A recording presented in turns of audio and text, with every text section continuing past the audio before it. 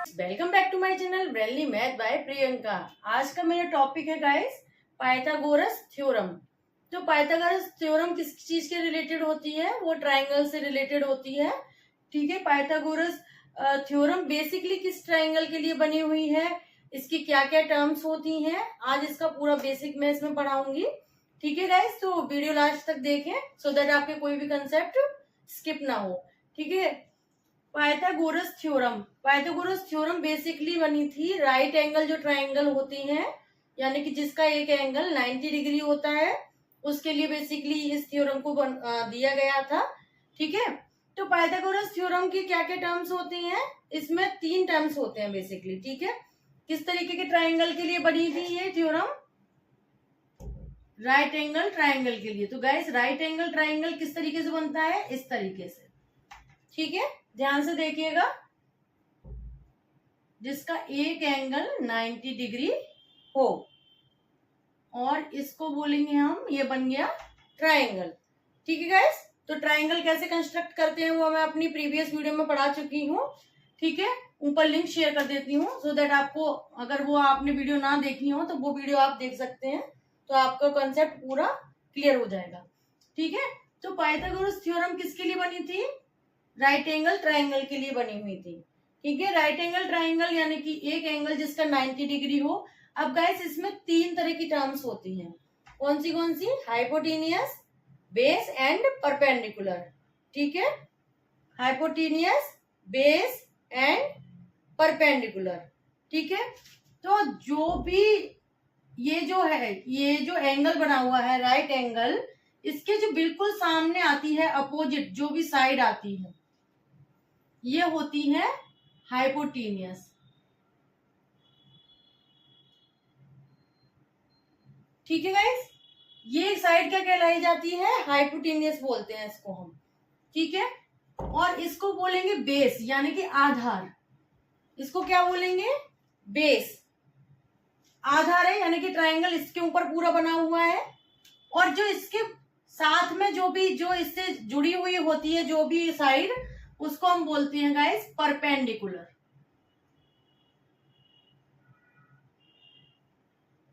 ठीक है, तो डोंट गेट बी कंफ्यूज्ड कि किस किस साइड को हम क्या क्या बोलते हैं। जो भी एंगल के जस्ट अपोजिट आती है। और एक चीज हमें इसमें आपको 2 पॉइंट याद रखना है, बहुत जरूरी होते हैं, कि हाइपोटेनियस एक तो एंगल राइट एंगल के बिल्कुल जस्ट सामने आएगी, अपोजिट आएगी, और हाइपोटेनियस इन तीनों साइड्स में सबसे बड़ी होगी, यानी कि इसकी जो न्यूमेरिक वैल्यू होगी वो सबसे बड़ी होगी। अगर 3 साइड दी हुई हैं और तीनों साइड की वैल्यू दी हुई है, तो उनमें से जो भी वैल्यू सबसे बड़ी है वो हाइपोटेनियस साइड की वैल्यू होगी गाइस। ठीक है, तो ये चीज आपके अपने माइंड में बिल्कुल क्लियर रखिएगा। ठीक है, सेकंड चीज है कि जो बेस होता है और परपेंडिकुलर, बेस और परपेंडिकुलर पे ही हम एंगल बनाते हैं। ठीक है, जो राइट एंगल बनेगा वो बेस और परपेंडिकुलर की लाइन जहां पे मिल रही है वहां पे बनाया जाएगा। ठीक है, तो सबसे पहली चीज क्या थी? पाइथागोरस थ्योरम क्यों दी गई थी? वो बेसिकली राइट एंगल ट्राइंगल को सॉल्व करने के लिए दी गई थी, उसके बारे में बताने के लिए दी गई थी। सेकंड टर्म्स क्या होती है? राइट एंगल ट्राइंगल में क्या होता है? एक एंगल राइट एंगल होता है यानी कि 90 डिग्री होता है, उसके सामने वाली जो साइड है उसको हाइपोटेनियस बोलते हैं, जो नीचे वाली होती है उसको बेस बोलेंगे, और ये बोला जाएगा परपेंडिकुलर। तो ये तो टर्म की बात हुई। ठीक है, तीनों टर्म आपकी क्लियर हो गई। अब ये थ्योरम क्या बोलती है वो हम बताते हैं। ठीक है, थ्योरम्स का, इस थ्योरम का बेस क्या था, मतलब क्यों ये बनाई गई थी? इस थ्योरम के कहने के अकॉर्डिंग ये है, अकॉर्डिंग टू दिस थ्योरम, कि जो हाइपोटेनियस होती है उसका स्क्वायर मतलब इसी का इसी में मल्टीप्लाई करना। हाइपोटेनियस होती है वो जो परपेंडिकुलर होता है इसका स्क्वायर प्लस बेस का स्क्वायर। ये थ्योरम ये बोलती है कि जो भी हाइपोटेनियस की वैल्यू होगी वो किसके बराबर, उसका स्क्वायर की वैल्यू किसके बराबर होगी? परपेंडिकुलर की वैल्यू के स्क्वायर प्लस बेस की वैल्यू के स्क्वायर के बराबर होगी गाइस। ठीक है, तो ये थ्योरम ये बताती है कि ये जो बड़ी वाली साइड है उसकी वैल्यू किसके बराबर होगी, इसके स्क्वायर की वैल्यू किसके बराबर होगी, इसके स्क्वायर और प्लस इसके स्क्वायर के बराबर होगी। ठीक है गाइस, तो ये थ्योरम क्या होती है वो मैंने आपको इसमें क्लियर कर दिया। कहीं कोई प्रॉब्लम होती है तो आप मुझे कमेंट में करके पूछ सकते हैं। ठीक है गाइस, अगर हम इसको न्यूमेरिक उसमें लिखेंगे तो हाइपोटेन्यूस यानी कि A C square is equal to A B square plus B C square, यानी कि A C square is equal to A B square plus B C square के बराबर होगी। ये इस थ्योरम ने प्रूव किया था। ठीक है, अब सेकंड, पाइथागोरियन ट्रिपलेट्स क्या होते हैं। ये तो मैंने आपको साइड्स के बारे में बता दिया कि साइड्स किस किस को बोलते हैं। अब पाइथागोरियन ट्रिपलेट्स किसको बोलते हैं वो हम देखेंगे। ठीक है, सेकंड टर्म से हमारी पाइथागोरियन ट्रिपलेट्स, ये क्या चीज होती है, पाइथागोरियन ट्रिपलेट्स किसको बोलते हैं। ठीक है, तो अगर ये क्वेश्चन पूछा है जिसमें साइड दी हुई है आपको 3, 4 एंड 5, ऐसे करके एक साइड दी है, तीनों साइड्स की वैल्यू दी गई है। ठीक है, और ये पूछा है कि फाइंड आउट करना है कि जो वैल्यू है वो ट्रिपलेट्स है या फिर ट्रिपलेट्स है और नॉट, या फिर नहीं है, ट्रिपलेट्स है या फिर नहीं है, ये वैल्यू जो दी हुई है ये साइड्स ट्रिपलेट्स हैं कि नहीं है। ठीक है गाइस, तो ये क्वेश्चन पूछा गया है, तो हम इसको कैसे पता करेंगे। तो सबसे पहले ये चीज बिल्कुल माइंड में क्लियर होना चाहिए कि जो भी न्यूमेरिकल वैल्यू है और उसकी सबसे बड़ी जो वैल्यू होगी वो क्या होगी, हाइपोटेनियस होगी। ये मैंने आपको अभी थोड़ी देर पहले भी बस बताया था, मैं रिकॉल कर दे रही हूँ कि 5 क्या होगा, इन तीनों में सबसे बड़ी वैल्यू क्या है, 5 है, तो 5 इज हाइपोटेनियस होगी। तो हम कैसे देखेंगे, LHS पोर्शन लेंगे और RHS पोर्शन लेंगे। ठीक है गाइस, ध्यान से देखना गाइस, कहीं पे भी स्किप करके ना देखिएगा, सो दैट आपका कंसेप्ट ना क्लियर नहीं हो पाएगा। ठीक है, तो ये तो जो वैल्यू है 5 की वैल्यू सबसे बड़ी है, यानी कि हमको हाइपोटेनियस कहाँ लेना होता है, LHS में। तो हाइपोटेनियस हमने क्या लिया, 5 का स्क्वायर। ओके, अब 3 को हम चाहे बेस मान सकते हैं, 3 को हम परपेंडिकुलर भी मान सकते हैं, और ऐसे ही हम 4 को भी मान सकते हैं, क्योंकि इसमें स्पेशली तो नहीं लिखा है कि ये बेस है या फिर परपेंडिकुलर है, तो ये दोनों वैल्यू इंटरचेंज हो सकती है। ठीक है, कंफ्यूज नहीं हो, दोनों का मतलब एक ही होगा, चाहे आप 4 स्क्वायर प्लस 3 स्क्वायर करेंगे, चाहे 3 स्क्वायर प्लस 4 स्क्वायर करेंगे, तो आंसर सेम आएगा।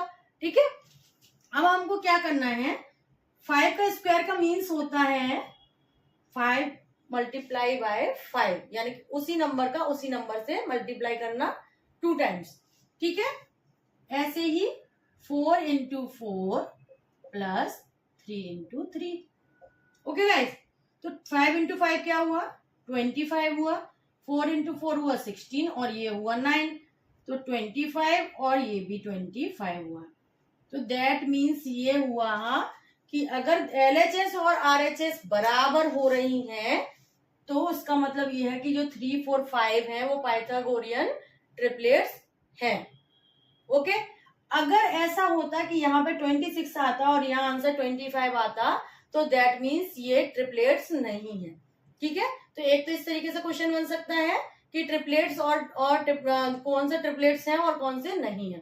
ठीक है, सेकंड क्वेश्चन किस तरीके से बनता है, ये मैं अभी नॉर्मल क्वेश्चन समझा रही हूँ, वर्ड प्रॉब्लम में आगे कराऊंगी, अभी ये इसका बेसिक कंसेप्ट है, तो इसमें मैं जो सिंपल क्वेश्चंस बनती हैं वो समझाऊंगी। ठीक है, कि फाइंड आउट करना है हाइपोटेनियस को। ठीक है, और बेस दिया है 3 और परपेंडिकुलर दिया है इन्होंने 4। इस तरीके से क्वेश्चन पूछा है कि हाइपोटेनियस क्या होगी जबकि बेस ये है और परपेंडिकुलर ये है।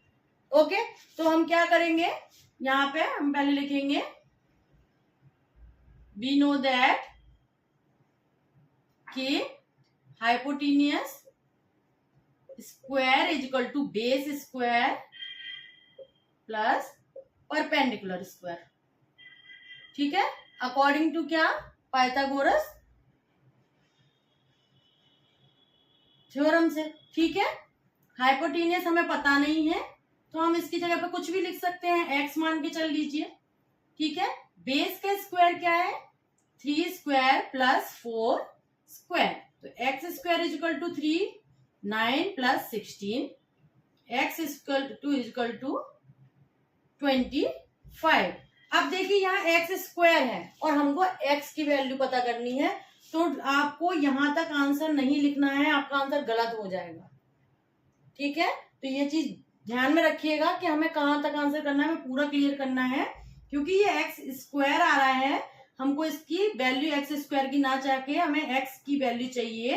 तो जब एक्स की यहां से स्क्वायर हटाया जाएगा तो इधर स्क्वायर रूट आ जाएगा।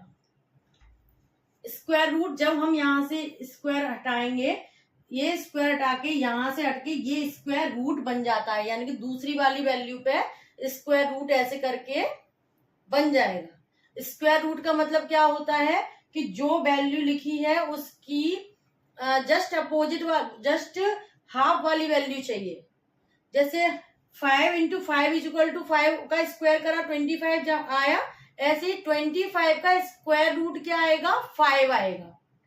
ठीक है गाइस, तो स्क्वायर रूट अभी नहीं चैप्टर स्टार्ट करा है, आपको इसमें बेसिकली इसीलिए मैं समझा रही हूँ, थोड़ा सा लग रहा है टफ। आप ऐसे समझिए कि 3 इंटू 3 इज इक्वल टू 9 आया, तो 3 का स्क्वायर 9 हुआ, बट 9 का स्क्वायर रूट निकालेंगे तो 3 आएगा। ठीक है, वो अब एक टेबल होती है कि इधर से स्क्वायर करेंगे तो ये आएगा और इसका स्क्वायर रूट निकालेंगे तो पहले वाली वैल्यू आएगी। ठीक है, तो x इज इक्वल टू क्या हुआ, 5, यानी कि इसको हम 2 बार में कर लेंगे, 5 इंटू 5, ऐसी वैल्यू